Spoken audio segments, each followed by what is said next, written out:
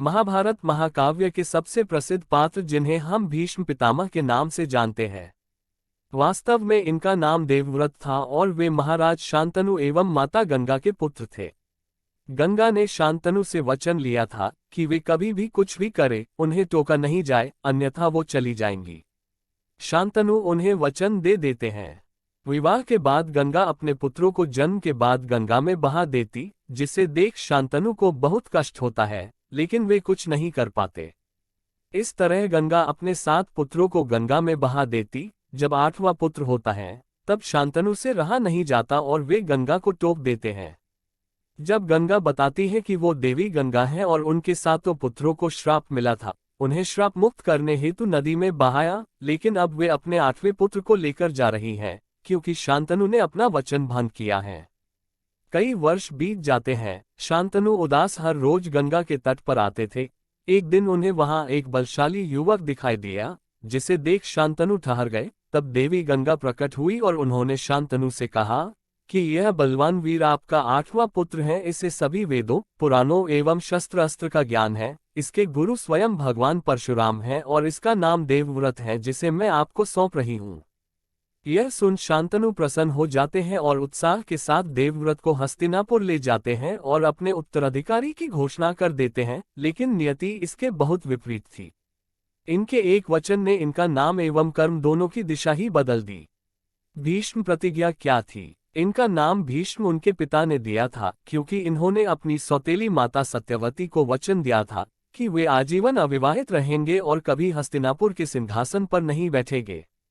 साथ ही अपने पिता को यह भी वचन दिया था कि वे आजीवन हस्तिनापुर के सिंहासन के प्रति वफादार रहेंगे एवं उसकी सेवा करेंगे। उनकी इसी भीष्म प्रतिज्ञा के कारण इनका नाम भीष्म पड़ा और इसी के कारण महाराज शांतनु ने भीष्म को इच्छा मृत्यु का वरदान दिया, जिसके अनुसार जब तक वे हस्तिनापुर के सिंहासन को सुरक्षित हाथों में नहीं सौंप देते, तब तक वे मृत्यु का आलिंगन नहीं कर सकते हैं। भीष्म और अम्बा की कहानी। भीष्म पितामह इतने शक्तिशाली थे कि उन्हें हरा पाना नामुमकिन था और उनके होते हुए पांडवों की जीत भी नामुमकिन थी, लेकिन मृत्यु एक अटल सत्य है। भीष्म पितामह की मृत्यु का कारण भी विधाता ने तय कर रखा था, जिसका संबंध काशी के राजा की पुत्री अम्बा से था। जाने विस्तार से। भीष्म ने अपनी माता सत्यवती को वचन दिया था कि वो कभी हस्तिनापुर के सिंहासन पर नहीं बैठेगा और आजीवन सिंहासन के प्रति वफादार रहेगा। सत्यवती ने यह वचन अपने पुत्र को राजगद्दी पर बैठाने हेतु लिया था। सत्यवती और शांतनु के 2 पुत्र थे, चित्रांगद और विचित्रवीर्य। पुत्रों के जन्म के कुछ समय बाद ही शांतनु का स्वर्गवास हो गया और सिंहासन रिक्त हो गया। दोनों राजकुमार छोटे थे, इसलिए भीष्म ने बिना राजा बने राज्य का कार्यभार संभाला। बाद में चित्रांगद को हस्तिनापुर का राजा बनाया गया, लेकिन उसे अन्य राजा चित्रांगद ने मार दिया। विचित्रवीर्य में राजा बनने के कोई गुण ना थे। वो सदैव मदिरा के नशे में रहते थे, लेकिन उनके अलावा कोई राजा नहीं बन सकता था, इसलिए उन्हें राजगद्दी पर बैठाया गया। उसी समय काशी के राजा ने अपनी 3 कन्याओं के लिए स्वयंवर का आयोजन किया, लेकिन हस्तिनापुर को संदेश नहीं भेजा गया, क्योंकि विचित्रवीर्य के स्वभाव से सभी परिचित थे।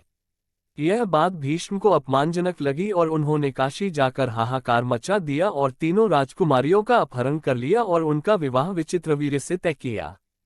राजकुमारी अम्बा ने इसका विरोध किया और कहा कि मैं महाराज शाल्व को अपना जीवन साथी चुन चुकी थी, लेकिन आपके इस कृत्य ने मेरा अधिकार मुझसे छीना है, इसलिए मैं अब केवल आपसे ही विवाह करूंगी, क्योंकि आपने मेरा अपहरण किया था।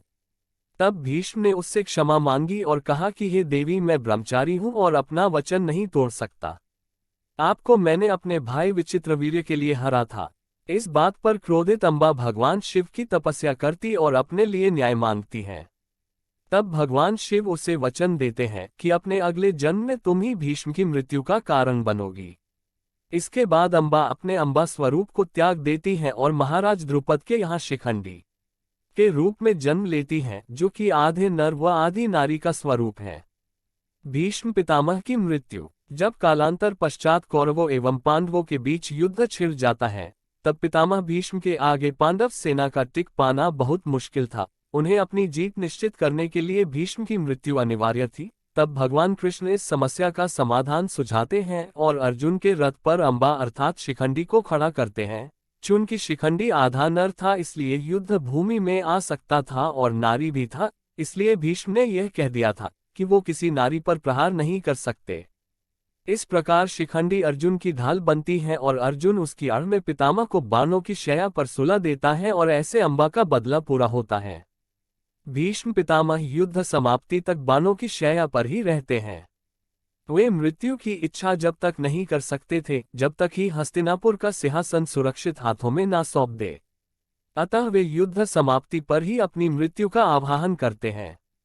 भीष्म के चमत्कारी शस्त्र। भीष्म के शस्त्र का बहुत महत्व है क्योंकि इन्हीं के लिए अर्जुन ने दुर्योधन के दिए वचन का उपयोग किया था।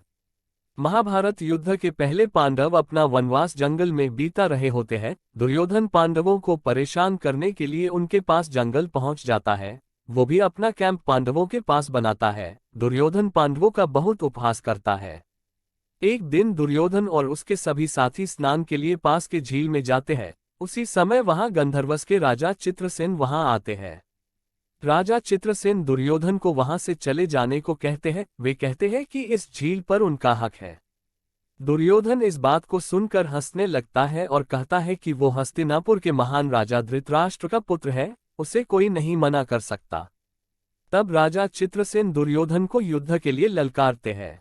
राजा चित्रसेन के पास एक बहुत बड़ी सेना थी, जबकि दुर्योधन कुछ ही लोगों के साथ जंगल में गया था। राजा चित्रसेन की सेना के द्वारा दुर्योधन के बहुत से रक्षक मार दिए जाते हैं। फिर राजा चित्रसेन खुद दुर्योधन से युद्ध करते हैं। वे अपना सम्मोहन अस्त्र का उपयोग करने वाले होते हैं कि तभी युधिष्ठिर के पास दुर्योधन के सैनिक आते हैं और उनकी मदद करने का आग्रह करते हैं। युधिष्ठिर दुर्योधन को बचाने के लिए अर्जुन को भेजते हैं। अर्जुन चित्रसेन से मिलते हैं। चित्रसेन और युधिष्ठिर अच्छे मित्र होते हैं। अर्जुन उन्हें बताते हैं कि वो युधिष्ठिर के छोटे भाई हैं और दुर्योधन हमारा चचेरा भाई। अर्जुन चित्रसेन से आग्रह करते हैं कि वो दुर्योधन को माफ कर दे और जाने दे। चित्रसेन युधिष्ठिर से अपनी मित्रता के चलते अर्जुन की बात मान जाते हैं और दुर्योधन को जाने देते हैं। दुर्योधन ये देख बहुत लज्जित होता है कि उसके सबसे बड़े शत्रु पांडव ने उसकी रक्षा की है। तब दुर्योधन पांडव को यह वचन देता है कि पांडव जो चाहे वो उनसे मांग सकता है और वह उन्हें मना नहीं करेगा। कहते हैं राजा अपने वचन के लिए अपने प्राण तक दे देता है। एक क्षत्रिय राजा अपना वचन हमेशा पूरा करता है। यही दुर्योधन ने भी किया। महाभारत युद्ध के दौरान दुर्योधन भीष्म को अपने कक्ष में बुलाता है और कहता है कि वो युद्ध में वो उसके नहीं बल्कि पांडवों की तरफ से लड़ रहे हैं। दुर्योधन कहता है कि भीष्म का ज्यादा लगाव पांडवों से है और वो उसके साथ विश्वासघात कर रहे हैं। यह सुन भीष्म क्रोधित हो जाते हैं और कहते हैं कि वो कल की पांडवों को मार डालेंगे। भीष्म दुर्योधन को वचन देते हैं कि वो अपने 5 चमत्कारी तीर से 5 पांडवों के सर काट देंगे और उसे दुर्योधन को प्रस्तुत करेंगे। यह सुन भी दुर्योधन को भीष्म पर विश्वास नहीं होता है और वह उनसे वो 5 तीर अपने पास रखने को कहता है। दुर्योधन को लगता है कि कहीं भीष्म अपना मन बदल ना दे। कृष्ण को इस बात का पता चल जाता है और वे अर्जुन को बुलाकर उसे दुर्योधन के द्वारा किए गए वचन के बारे में याद दिलाते हैं और अर्जुन से कहते हैं कि वो दुर्योधन के पास जाकर भीष्म के चमत्कारी 5 तीर मांगे। अर्जुन कृष्णा की बात मान जाते हैं और दुर्योधन के पास जाकर उससे वो तीर मांग लेते हैं। दुर्योधन एक क्षत्रिय होने के नाते अपने वचन को तोड़ नहीं पाता और अर्जुन को वो 5 तीर दे देता है। इसके बाद दुर्योधन भीष्म से फिर से वो 5 तीर देने को कहता है। भीष्म यह सुन हंसने लगते हैं और कहते हैं कि वो तीर उन्हें बहुत समय तक तप करने के बाद मिले थे और फिर से उस तीर को पाना अभी नामुमकिन है। भीष्म इसके बाद दुर्योधन को ये वचन देते हैं कि अगले दिन वो अर्जुन को जरूर मार देंगे, नहीं मार पाए तो अपने आप को खत्म कर देंगे।